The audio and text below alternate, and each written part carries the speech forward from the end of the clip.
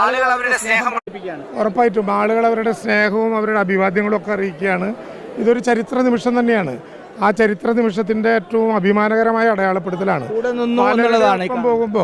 പലരുടെ ഒപ്പം പോകുമ്പോൾ ഒരു പ്രശ്നം ഏറ്റവും കൂടുതൽ ഇപ്പോൾ ആളുകൾ ചർച്ച ചെയ്തത് ഒരു ചാനലിൻ്റെ നേരിട്ട് കാണാത്ത 2 പ്രദേശത്തിരുന്ന് ഞാനും വരുന്നു കരഞ്ഞതാണ്.